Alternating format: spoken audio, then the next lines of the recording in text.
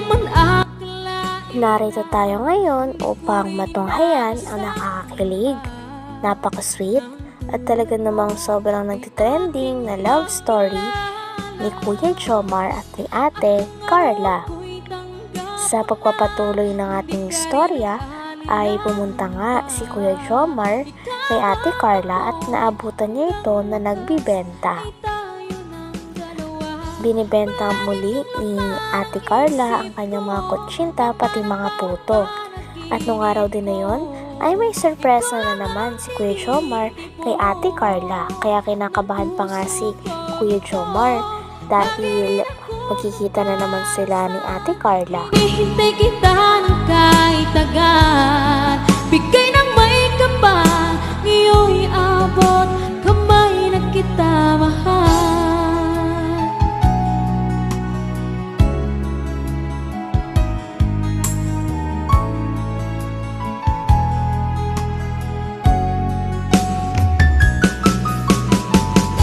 Ang nais ko laging kapiling ka, ayoko na muling nag-iisa.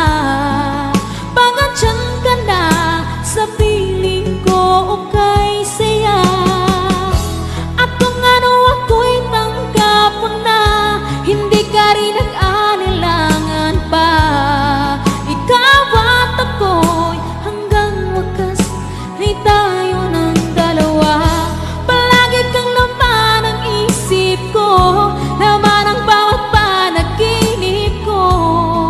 Ikaw lang ang tinitibok ng puso ko. Ito, lagi rin akong nagdarasal, hinihintay kita ng kahit tagal, bigay ng may kapal, ngayon'y abot, kamay na kita mahal.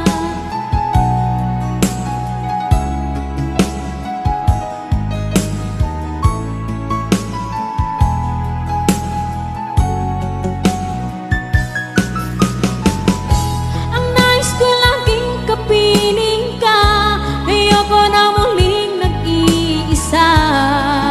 Pagandyan ka na sa piling ko o kay saya.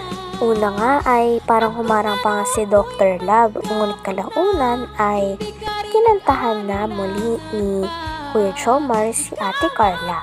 At pagkatapos naman kumanta ni Kuya Jomar ay kinilig nga si Ate Carla at pagbukas niya ng kanyang mata ay may nakita na siya na dalawang balon na regalo ni Kuya Jomar para sa kanya. Kaya naman kitang-kita kung gaano talaga kinilig si Ate Carla dahil napaka-effort ni Kuya Jomar sa kanya palagi. Ako? Ang swerte yata yung nakikita mo. Alam mo kung ako sa'yo, Ate Carla, sagot ko na agad yan. Sasagutin ko na agad yan. Kasi sayang din yung mga ganyang lalaki. Kaya naman ka ganyan. Ako, tulad ko. Di ba? Kapatid. Kung ako sa'yo, Ate Carla, sasagutin ko na yan. Kasi hindi lang lalaking ganyan eh. Tulad ko. Hindi lang makaalam ng katulad ko. Ang bilis naman po. Thank you po, Jomar. You're welcome. Ano? Walang gawa doon. May gagawin ka pa ba? Wala na po. Wala na? Okay ba? Hatid ka na namin. Okay lang sa'yo? Sige, sige. O tara, Carla. Andyan na pala yung ano. Punta na tayo dun. Sige po. Mga bro, paano naman yung mga ano, dala natin? Opo. Wala ka mga adim tama ka, Jomar. Di ako. Wag ko na ako. Sige, tara, punta na tayo. Hello po. Hello po. Bless po. Oh, ako na. Sige, Carla, pasok na. Thank you po. Thank you, Kuya Jomar po. Para saan? Ang dami niyo na pong naitulong sa amin. Wala yun. Actually, madam.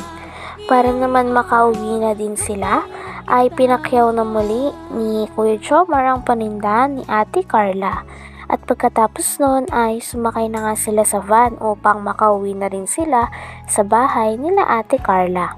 Habang naglalakad naman pauwi ay todo pasasalamat sa Ate Carla dahil palaging tinutulungan ni Kuya Jomar siya at palaging siyang nag-e-effort para kay Ate Carla.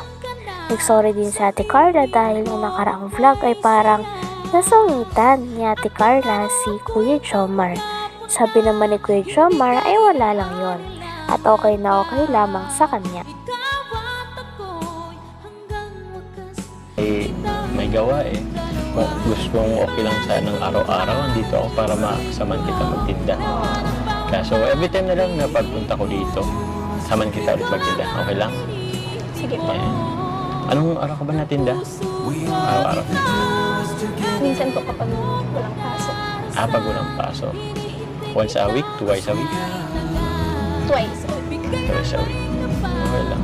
Kunin ko lang po yung merienda. Huh? Sa amin? O sige, tulungan na lang kita. Sige po. Sige, tulungan kita. Grabe ka mo. Tuwing nandito kami, lagi kang may pamerienda ako nito. Ikaw ha, in-expect mo yata lagi kami andito. Siguro mismo ko araw-araw. Lagi kang merienda eh. Prepared na prepared ka. Ito mga brother oh, may prepare pa ulit sa atin si ano? May prepare na merindahan sa atin si Carla. Merinda na naman! Oo. Yan, pag may merindahan. Pag may pagkain, ano ito? Sarap nito, Papa Jones. Oo, o sige, kaya na kayo. Wala namin yan. Ito ka, bro.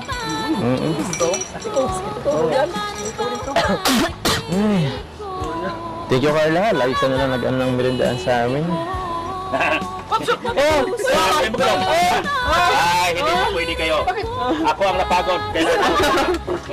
Napagod ka ba? Hindi ka naman pagod. Nang nabigay na rin ni Ate Carla ang merienda para kay Kuya Jomar pati na rin sa buong Kalingap team, ay nag-usap muli ng dalawa lamang sila, si Kuya Jomar pati si Ate Carla. Pagkatapos naman nun ay may binigay din si Ate Carla para kay Kuya Jomar. Binigyan niya si Kuya Jomar ng isang card at ang card na yon ay naglalaman ng peace offering sapagkat naging masungit nga si Ate Carla nung nakaraang vlog kay Kuya Jomar at dineclare nga ni Ate Carla na simula ngayon ay tatawagin niya ng best si Kuya Carla, thank you. Jomar dahil best Ito friends ano na ko sila. muna. Tapos, ano to? Sige po, buksan niyo po. Buksan mo. Sa akin. Sa akin ulit ay. Basta tulang mo ito ang Gusto ko pong bumawal kasi ano. Bakit? Baga nasumitan po kita nung nakaraan. Wala naman yun. Grabe. Ito mga bro, uy. excited ba? Nga, babasa ko. Ito mga bro, letter galing kay Carla. So, okay lang ba? Papasahin mo. O sige, ito. Since, ikaw, sa'yo ba ito galing? O, mas magandang ikaw na lang magbasa. Oo nga,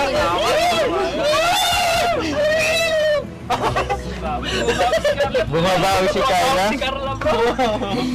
Sige, malapit ako para marinig ko. Congratulations for your 60k subscriber. You have influenced my life in ways I can't even begin to express. Sikat ka, ba't parang baho? Bawo na!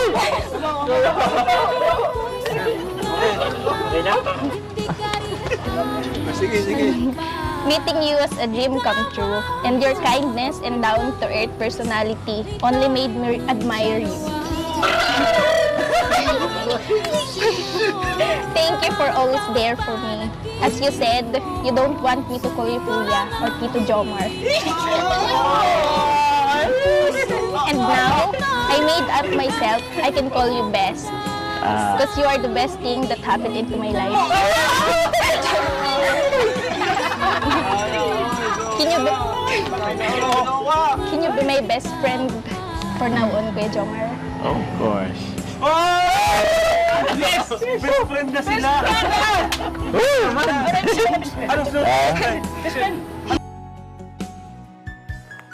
Hanggang dito na lamang muna ang ating nakakakilig, napaka-sweet at talaga namang sobrang nagtitrending na love story ni Kuya Jomar at ni Ate Carla.